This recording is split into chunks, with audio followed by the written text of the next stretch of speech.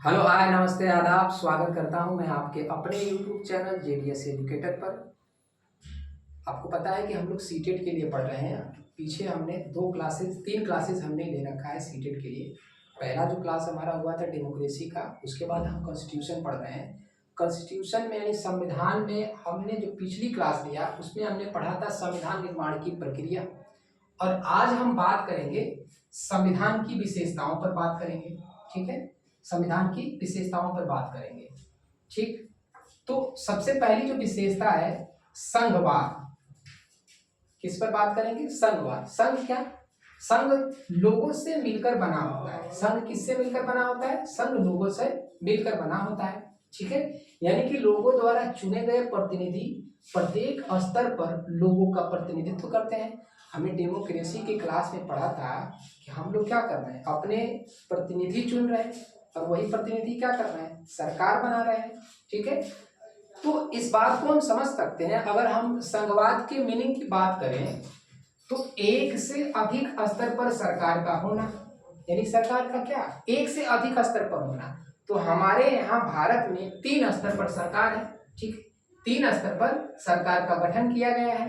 पहला अगर बात करें तो सेंट्रल गवर्नमेंट यानी केंद्र सरकार, दूसरा स्टेट गवर्नमेंट यानी राज्य सरकार, और तीसरा लोकल गवर्नमेंट यानी स्थानीय सरकार। ठीक है, जिसमें शहरी क्षेत्र और ग्रामीण पंचायत दोनों इसमें आ जाता है। ठीक है, हमने समझा जैसे भारत में अलग अलग राज्य की अलग अलग जरूरतें हैं, तो उस जरूरत के हिसाब से सरकार को हमने क्या किया है, 3 स्तर पर डिवाइड किया है। ठीक है, इतनी बात हमने समझा। फिर बात करते हैं इसकी दूसरी विशेषता पर, संसदीय शासन प्रणाली। ठीक है, संसदीय शासन की बात करें तो ये ब्रिटेन से लिया गया है, ये क्वेश्चन सीटेट में नहीं आता है। ठीक है, जैसे हम बात कर रहे हैं अमेरिका में। ठीक है, अमेरिका में क्या होता है, प्रेसिडेंशियल गवर्नमेंट सिस्टम होता है, यानी कि अध्यक्षात्मक प्रणाली होता है। वहां का अध्यक्ष ही क्या होता है, सर्वे सर्वा होता है, यानी राष्ट्र का यानी देश का यानी शासन का जो प्रमुख होता है वो राष्ट्रपति होता है। शासन का प्रमुख कौन होता है, राष्ट्रपति होता है।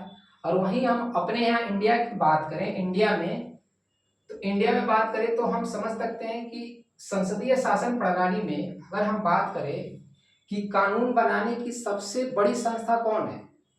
ठीक है, तो कानून बनाने की जो सबसे बड़ी संस्था है वो संसद है। हमारे यहाँ कानून बनाने की जो सबसे बड़ी संस्था कौन है, तो सर्वोच्च संस्था संसद है। ठीक है, हमने जिन प्रतिनिधियों को चुना वो क्या करते हैं, विधानसभा के विधायिका में, विधानसभा की विधायिका या संसद की विधायिका, दोनों में क्या करते हैं, कानून बनाते हैं। ठीक है, तो संसदीय प्रणाली में हमने देखा, यहाँ हम समझ सकते हैं कि संसदीय प्रणाली में मंत्री परिषद क्या होता है, हमारे यहाँ का कार्यपालिका का प्रमुख होता है। और देश का अगर प्रमुख पूछा जाए आपसे तो राष्ट्रपति होता है। ठीक है, लेकिन वास्तविक प्रमुख कौन होता है, कार्यपालिका होता है। राष्ट्रपति जो होता है नाम मात्र होता है। तो हमने क्या समझा, संसदीय शासन प्रणाली समझा। दूसरी बात करते हैं, तीसरा शक्तियों का डिवीजन।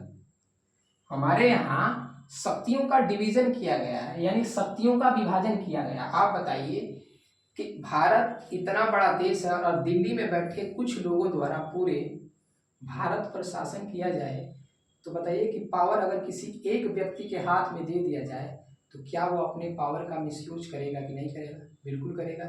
इसीलिए हमारे यहाँ क्या है, शक्तियों का विभाजन यानी डिवीजन ऑफ द पावर।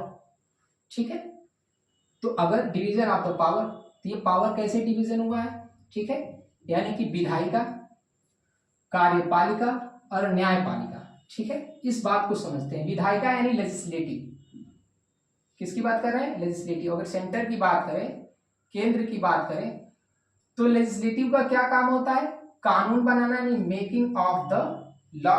ठीक है, कार्यपालिका का क्या काम होता है, कानून लागू करना। ठीक है, इसके द्वारा जो बनाए गए कानून है वो क्या करता है, ये लागू करता है। एग्जीक्यूटिव क्या करता है, कानून लागू करता है।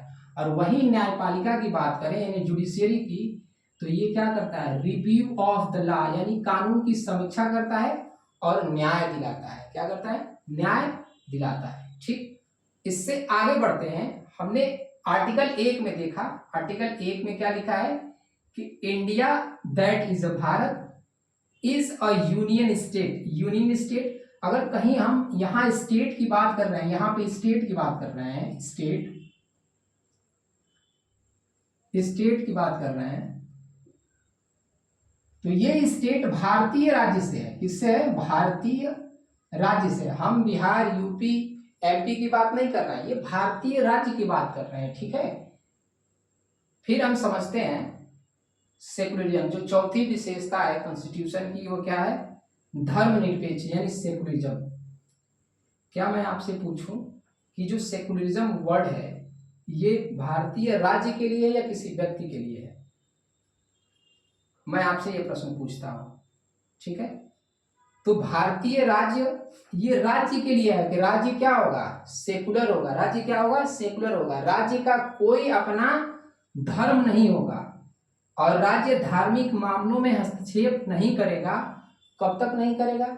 जब तक अंतर धार्मिक या अंतर धार्मिक संघर्ष की स्थिति उत्पन्न ना हो जाए। अब ये समझते हैं कि अंतर धार्मिक और अंतर धार्मिक क्या होता है। अंतर धार्मिक क्या होता है कि जब एक समुदाय का दूसरे समुदाय से क्या हो जाए, विवाद हो जाए, तो उस मामले में सरकार क्या कर सकता है? हस्तक्षेप कर सकता है। और एक ही समुदाय में, एक ही धर्म में जब अपने, जैसे कि मान लीजिए मुस्लिम की बात करते हैं, मुस्लिम धर्म में तो शिया है और सुन्नी है, अगर उन दोनों के बीच भी ये विवाद हो जाता है तो राज्य क्या कर सकता है? हस्तक्षेप कर सकता है। लेकिन वहीं संविधान में हमें क्या मिला है? आज़ादी मिला है कि हम अपने अपने धर्म को प्रैक्टिस कर सकते हैं, हम किसी भी जाति को फॉलो कर सकते हैं, ठीक है, हम किसी भी धर्म को मान सकते हैं। तो ये सेकुलरिज्म क्या करता है? इसकी बात करता है और हमें संविधान धार्मिक स्वतंत्रता देता है। तो आज की क्लास इतना ही, फिर अगली क्लास में हम फिर मिलेंगे। नमस्कार आज के लिए।